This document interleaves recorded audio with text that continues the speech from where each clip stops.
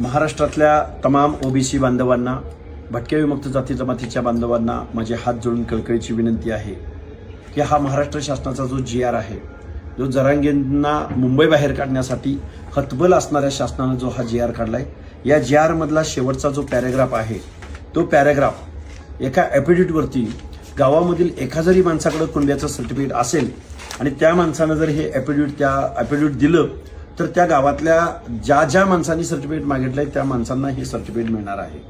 याचा सरळ अर्थ असा आहे की या GR द्वारे जो बोगस कुणबी सर्टिफिकेटचा सुळसुळाट गेल्या दोन वर्षापासून महाराष्ट्रात आहे, त्याच्यामध्ये आता जास्त प्रमाणात वाढ होणार आहे आणि बोगस कुणबी सर्टिफिकेटद्वारे महाराष्ट्रामध्ये बेकायदा सर्टिफिकेटचा सुळसुळाट या महाराष्ट्रामध्ये होणार आहे आणि पर्यायानं या GR द्वारे ओबीसीच्या आरक्षणाच्या नरडीचा घोट घेण्यात आलेला आहे।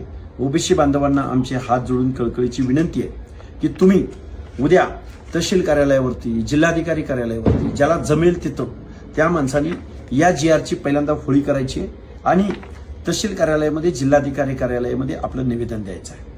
आत्ता जर तुम्ही नाही उठला, आत्ता जर तुम्ही नाही बोलला तर याचे परिणाम तुम्हाला येऊ घातलेल्या 5 वर्षामध्ये बघायला मिळतील। स्पर्धा परीक्षा देणारे विद्यार्थी असतील किंवा उद्या पंचायत राजमध्ये निवडणुका लढणारे कार्यकर्ते असतील, बांधवांनो कधीतरी उठा, कधीतरी जागा व्हा, या GRचा अर्थ समजून घ्या, इथल्या आमदार खासदारांना याचा जाब विचारा। आज रोजी तुमचं आरक्षण संपलेलं आहे। शासनाला असा GR काढायचा कुठलाही अधिकार नाही।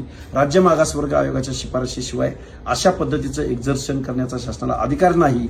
तरी पण झुंडशाहीच्या बळावर एका चौथी नापास माणसाच्या सांगण्यावरून जर हे घडत असेल तर ओबीसी बांधवांनो, आज रोजी तुमचं आरक्षण या GR द्वारे संपलेलं आहे। ठरवा आणि उद्यापासून आंदोलनात सहभागी व्हा।